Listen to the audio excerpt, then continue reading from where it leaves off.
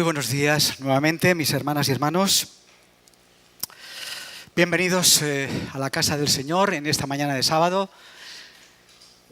Es mi deseo que todos podamos sentirnos felices, que podamos disfrutar de la compañía de unos de otros, de nuestro Dios, que podamos relajarnos, que podamos disfrutar de la lectura de la palabra. Porque, estas dos últimas semanas hemos podido empezar a analizar en el librito de escuela sabática las funciones y tipos de crisol en la vida del cristiano. Y hoy, curiosamente, pues vivimos una época muy especial,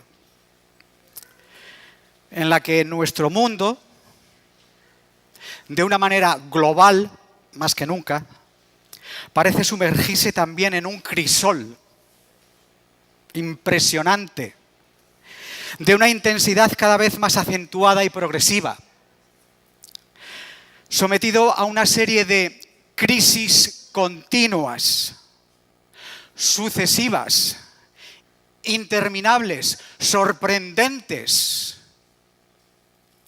que amenazan la estabilidad de nuestro planeta y su existencia de manera permanente. Nuestra Iglesia, junto con nosotros, tampoco es ajena a este fenómeno y somos en cierta medida reflejo de esta situación que nos rodea y sufrimos las consecuencias de todo lo que está ocurriendo a nuestro alrededor. Somos también víctimas de esas circunstancias. Por eso hoy, más que nunca, es necesario acudir a la palabra de Dios, la gran guía de viaje, hoja de ruta, mapa, para poder obtener sabiduría, dirección, consejo, consuelo, paz mental, seguridad y esperanza. En esta mañana me gustaría que pudiéramos leer juntos unos pasajes de la Biblia en donde se nos aparece un caso práctico para reflexionar entre todos de una tremenda y repentina crisis del reino de Judá que fue inmerso en un formidable crisol y la manera en que fue resuelta de manera sorprendente como un ejemplo animador para todos nosotros. Así que vamos a buscar en nuestras Biblias Segunda de Crónicas, capítulo 20.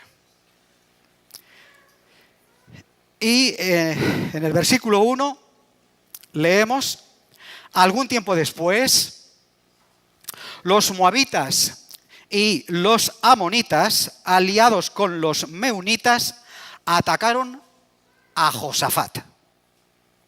Los moabitas y los amonitas eran descendientes de Lot y habían sido respetados por orden directa de Dios para que no se les tocara ni un palmo de terreno en la conquista de Canaán, que fueran completamente respetados sus tierras y todas sus propiedades.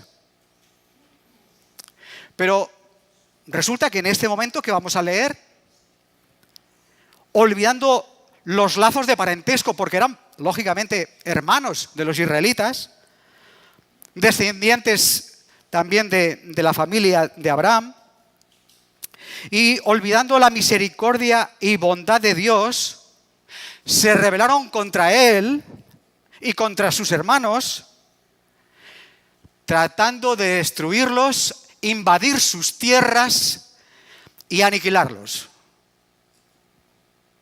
Fue una actitud tremendamente injusta, un acto de barbarie y de enorme crueldad lo que se proponían hacer. Y aquí tenemos a Josafat. Literalmente significa Yahvé ha juzgado. Fue hijo y sucesor de Asa, rey de Judá. Fue el sexto rey de la casa de David, el cuarto reino de Judá. Ascendió al trono con 35 años y reinó 25. Y en la Biblia se lo describe como un buen rey. Un hombre que quitó la idolatría siempre que estuvo en su mano. Envió levitas y sacerdotes por toda Judá para enseñar al pueblo los principios de la ley de Dios. Y Dios lo bendijo. Y continuó haciendo reformas religiosas en la medida de sus posibilidades e incluso judiciales, intentando de hacer justicia en su país. Versículo 2. Entonces fueron algunos a decirle: de Edom, del otro lado del mar muerto, viene un gran ejército contra ti. Y ya están en Gesón Tamar. Y Josafat sintió miedo y decidió acudir al Señor. Así que anunció un ayuno en todo Judá. Josafat hizo dos cosas, porque la situación así lo requería. Las vamos a ver inmediatamente. Y ante su miedo, que es una emoción natural, una emoción primaria de alerta, ante el riesgo de aniquilación y de exterminio, en esta situación especial decidió acudir al Señor. Y en segundo lugar, anunció ayuno para todo Judá, para que las mentes del pueblo estuvieran receptivas para ver cuál podría ser la mejor solución en este momento tremendo. Hizo un llamado a todo el pueblo y la respuesta fue impresionante. Dice el versículo 4 que la gente de Judá se reunió para pedir ayuda al Señor. Y de todas las ciudades llegó gente. Todo Judá estaba de pie delante del Señor, incluyendo sus mujeres y sus hijos, aún los más pequeños. Qué importante era que el pueblo reconociera ante semejante peligro que necesitaban a Dios. Versículo 5, así que Josafat se puso de pie en medio del pueblo de Judá, que se había reunido en Jerusalén frente al atrio del templo, y exclamó, hizo una oración: Señor, Dios de nuestros antepasados, tú eres el Dios del cielo, tú gobiernas a todas las naciones. En tus manos está la fuerza y el poder. Nadie puede oponerte resistencia. Dios nuestro, tú arrojaste de la presencia de tu pueblo Israel a los habitantes de este territorio y se los diste a los descendientes de Abraham, tu amigo. Y después de haberse establecido aquí, construyeron un templo y dijeron: si nos viene algún mal como castigo, tanto sea guerra, peste o hambre, nos presentaremos aquí, delante de ti, en este templo, y en nuestras angustias te pediremos ayuda y tú nos escucharás y nos salvarás. Qué momento más impresionante. Porque recordaban unas palabras en la época en que Salomón construyó, edificó y consagró ese templo a Dios. Y está recogido en el libro de las Crónicas también, capítulo 7, versículos del 11 al 22. El momento en que Dios se pone en contacto con Salomón y le hace una revelación especial, cara a cara. Y Josafat recuerda esos momentos. Cuando Salomón terminó el templo del Señor, llevando a feliz término todo lo que había que hacer, el Señor se le apareció una noche y le dijo: Salomón, he escuchado tu oración y te he escogido para que en este templo se ofrezcan sacrificios. Pero cuando yo cierre los cielos para que no llueva, o le ordene a la langosta que devore la tierra, o envíe peste sobre mi pueblo, si mi pueblo, que lleva mi nombre, se humilla, ora, me busca y abandona su mala conducta, yo lo escucharé desde el cielo, perdonaré su pecado y sanaré su tierra. Mantendré mis ojos abiertos y atentos mis oídos a las oraciones que se van a hacer desde este lugar. Y desde ahora y para siempre escojo y consagro este templo para habitar en él. Y mis ojos y mi corazón siempre estarán ahí. Y en cuanto a ti, si me sigues como lo hizo tu padre David y me obedeces en todo lo que yo te ordene y cumples mis decretos y leyes, yo afirmaré tu trono como pacté con David. Pero, versículo 19, si vosotros me abandonáis y desobedecéis los decretos y mandamientos que os he dado y os apartáis de mí para servir a otros dioses, os desarraigaré de la tierra, repudiaré este templo y os convertiré en el hazmerreír de todos los pueblos. Y aunque ahora este templo es imponente, llegará el día en que todo el que pase frente a él, viéndolo en esas circunstancias, quedará asombrado y preguntará: ¿y por qué el Señor ha tratado así a este país y a este templo? Y le responderán: porque abandonaron al Señor, Dios de sus antepasados que los sacó de Egipto, y se echaron en los brazos de otros dioses, a los cuales adoraron y sirvieron. Y por eso el Señor ha dejado que venga este desastre. Mis hermanos y hermanas, ¿comprendemos en este contexto, viendo este relato, por qué el mundo de hoy está como está, en una situación tan crítica, tan lamentable? Y Josafat, después de haber recordado esta experiencia al pueblo, continuó orando al Señor. Pues ahora aquí están los amonitas, los moabitas y los de la montaña de Seir, en cuyos territorios no quisiste que entraran los israelitas cuando venían de Egipto, sino que se apartaron de ellos y no los destruyeron. Y ahora, en pago de eso, nos atacan, van a invadir nuestro país para arrojarnos de tu propiedad, la tierra que nos diste. Oh Dios nuestro, ¿no vas a castigarlos? ¿Vas a permitir esta injusticia?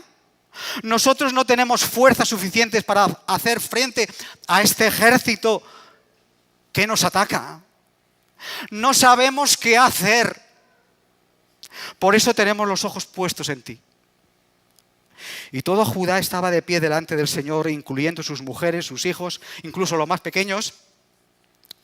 Y estando todo el pueblo reunido, Jehaziel, un levita, quedó poseído por el Espíritu del Señor y dijo: poned atención, habitantes de Judá y Jerusalén, y tú, rey Josafat. El Señor dice: no tengáis miedo, ni os asustéis ante este gran ejército, porque esta guerra no es vuestra. Esta guerra es de Dios. Bajad mañana a hacerles frente, porque van a subir por la cuesta de Sis, y los vais a encontrar en el extremo del arroyo, frente al desierto de Jeruel. Pero no sois vosotros los que vais a pelear esta batalla. Tomad posiciones, estáos quietos y contemplad cómo el Señor os va a librar. Habitantes de Jerusalén y de todo Judá, no tengáis miedo ni os asustéis. Marchad mañana contra ellos, porque el Señor está a vuestro lado. Y entonces Josafat se arrodilló y se inclinó hasta tocar el suelo con la frente. Y los habitantes de Judá y Jerusalén se postraron ante el Señor para adorarlo. Y los levitas descendientes de Kehat y de Coré empezaron a alabar al Señor en voz muy alta.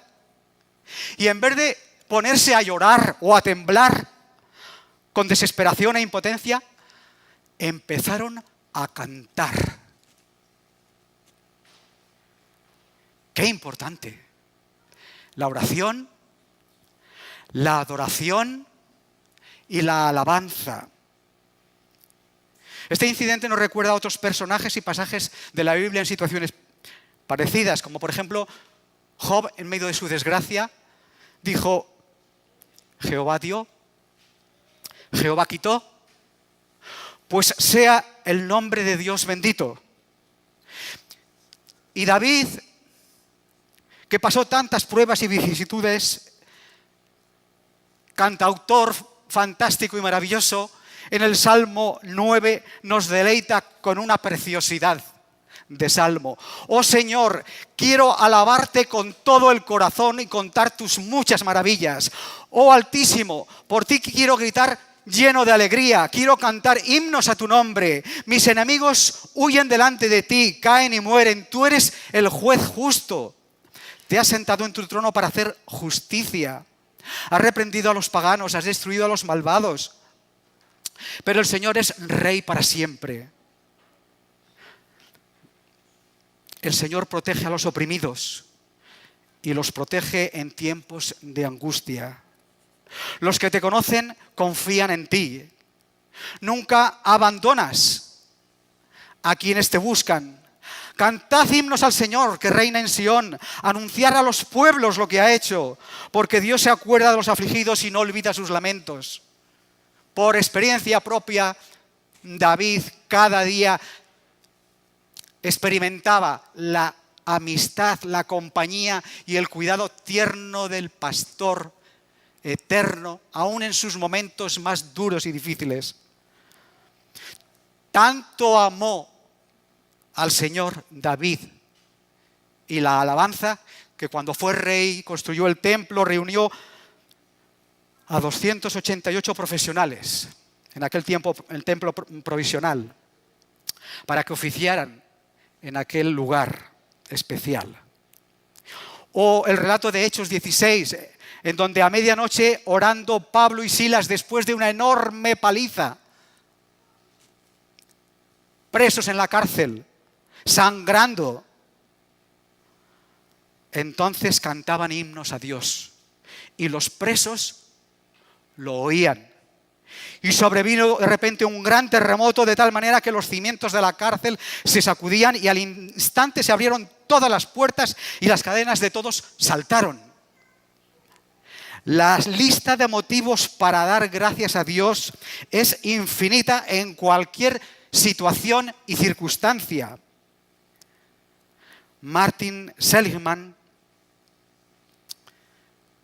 presidente de la Asociación de Psicología Norteamericana, que trabajó durante muchos años en la Universidad de Pensilvania, uno de los fundadores de los pensamientos positivos, después de muchos años de investigación llegó a una importantísima conclusión. Resumiendo, después de muchas investigaciones, de muchas entrevistas, concluyeron que había 3 razones fundamentales por las cuales la gente es feliz. Número 1, la gente que vive con un propósito en la vida. Número 2, la gente que es solidaria y se preocupa por el prójimo. Y número 3, la gente que es agradecida. Es decir, años y años de investigación para confirmar científicamente el Evangelio, el corazón del Evangelio, amar a Dios sobre todas las cosas y al prójimo como a nosotros mismos.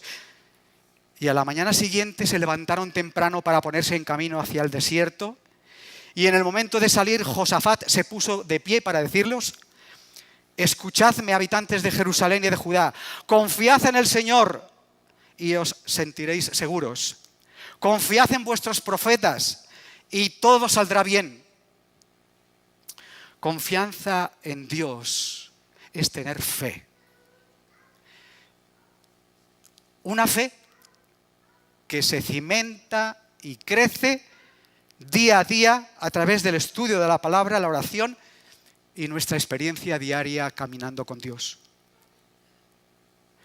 Una fe que nos lleva igualmente a creer y obedecer a sus profetas.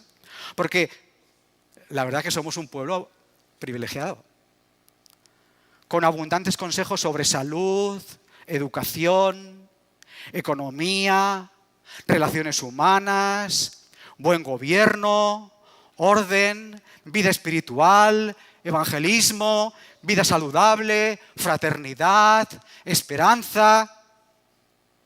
Pero ¿lo estamos estudiando cada día? Y lo más importante, ¿los estamos poniendo en práctica? ¿O estamos mirando la manera de cómo eso lo vamos a realizar? No puede ser algo teórico. Tenemos que experimentarlo cada día. Y después de consultar con el pueblo, Josafat nombró cantores para que, vestidos con ropas sagradas y marchando al frente de las tropas, alabaran al Señor con el himno: den gracias al Señor porque su amor es eterno. ¡Qué impresionante! Un ejército de guerreros cantores. El coro de la iglesia, el coro del templo, al frente de las tropas. Y luego, en el momento que empezaron a cantar con alegría himnos de alabanza, el Señor creó confusión entre los amonitas, los moabitas y los de la montaña de Seir, que venían a atacar, a invadir Judá, y fueron derrotados. Pues los amonitas y los moabitas atacaron a los de la montaña de Seir y los destruyeron por completo. Y después de acabar con ellos, se destruyeron entre sí los unos y los otros. Es impresionante ver cómo Dios actúa. Cómo Dios no quiere que su pueblo participe en la guerra, que coja las armas. Él se encarga de ello.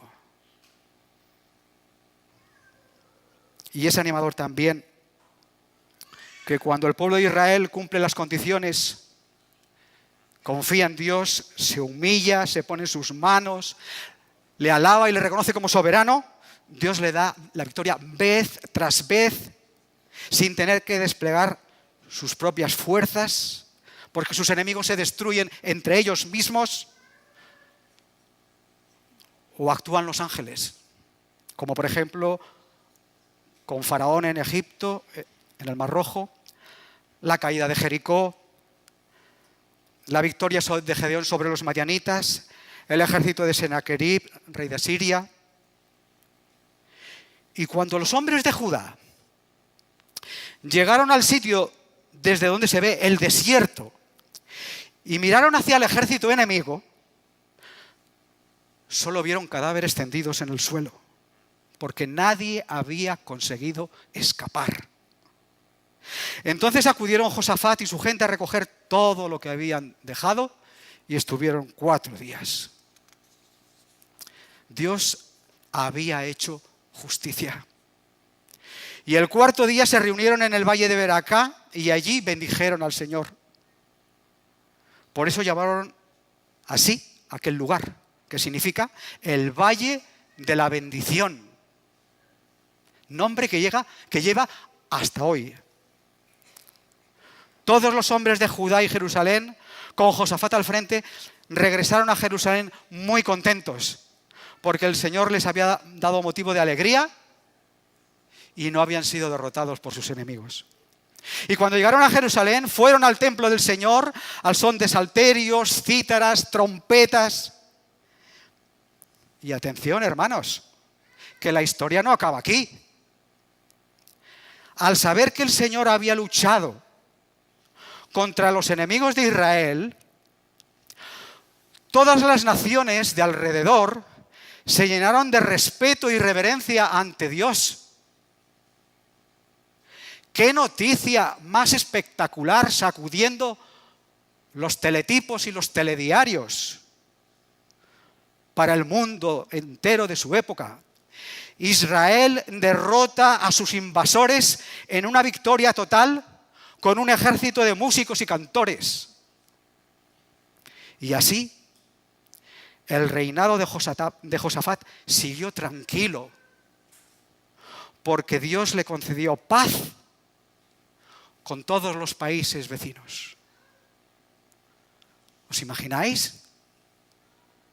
¡Qué maravilla! ¡Qué felicidad tan grande! Un mundo en paz y sin guerra, libres de ataques y de enemigos. Donde hay conflicto y división es porque permitimos actuar al adversario. Pero donde está Dios, hay paz. Porque como Gedeón exclamó en su día, y está registrado en Jueces 6:24, el Señor es la paz. Si nuestra civilización judeocristiana lo tuviera en cuenta, se habrían extinguido las guerras de una buena parte de nuestro planeta. Pero eso, nuestro mundo judeocristiano, tristemente, lo ha olvidado.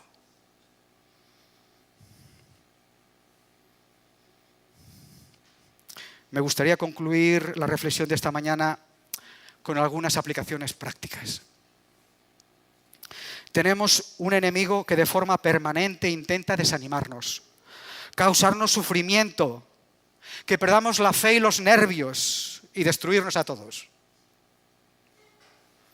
Pero no lo conseguirá siempre y cuando busquemos a Dios, lo pongamos en primer lugar, estemos unidos, le seamos fieles mientras contemplamos su poder y maravillas. Siempre debemos desconfiar de nosotros mismos, de nuestro egoísmo, orgullo, capacidades, talentos, fuerzas y experiencia. Debemos humillarnos continuamente ante Dios, reconociéndole como el único que puede salvarnos, que es la única solución. No enfoquemos la atención en nosotros, nuestros fallos, nuestros defectos y debilidades. Eso es lo que procura en todo momento hacer el adversario. Porque sin Dios somos todos un completo desastre. Todos nos hemos equivocado alguna vez. Todos debemos pedir perdón a Dios y a nuestro hermano. Y por eso debemos procurar la unidad mediante el Espíritu, fijando nuestros ojos en Cristo como nuestra única esperanza. Buscar a Dios con oración, abandonar nuestros malos pensamientos, hábitos, defectos de carácter y escuchar su voz. El adversario desea mantenernos aislados, incomunicados, para manejarnos a su antojo. Por eso venir a la casa de Dios a adorarle cada sábado con nuestras familias, con nuestros hijos, todos juntos aquí, es un especial privilegio. Y hay una gran bendición en este acto público y colectivo que no debemos perdernos por nada del mundo cada sábado. La gratitud, el canto de alabanza y la música en nuestra adoración a Dios tiene un enorme poder, más fuerte que un ejército poderoso. Por eso el diablo procura pervertir la música y utilizarla para distraernos. Pero no debemos permitírselo, sino estar alerta, emplearla bien, utilizarla constantemente en nuestro diario de vivir, en nuestras luchas y pruebas de cada día, como oraciones elevadas al cielo ante cada circunstancia. Ante las crisis continuas de la vida y de nuestro mundo, cuando nos levantamos por la mañana sobresaltados y encendemos la radio y escuchamos lo que escuchamos y vemos lo que vemos y vivimos lo que vivimos, solamente tenemos dos opciones. O buscamos a Dios y centramos toda nuestra atención en Él, o nos rendimos al enemigo. Si elegimos a Dios, a cada momento nos dirá cómo tenemos que actuar a cada paso. Y tendremos paz, seguridad, liberación, confianza. Las personas que nos rodean se sentirán motivadas a respetarle y a honrarle. Y Dios está deseando hacer milagros sorprendentes con nosotros y asombrarnos con sus maravillas. Pero si decidimos luchar con nuestros propios recursos y fuerzas, o nos rendimos, encontraremos sufrimiento, desesperación y fracaso. ¿Qué opción tomaremos hoy? Todos estamos llamados a ser vencedores. El Señor nos necesita a todos.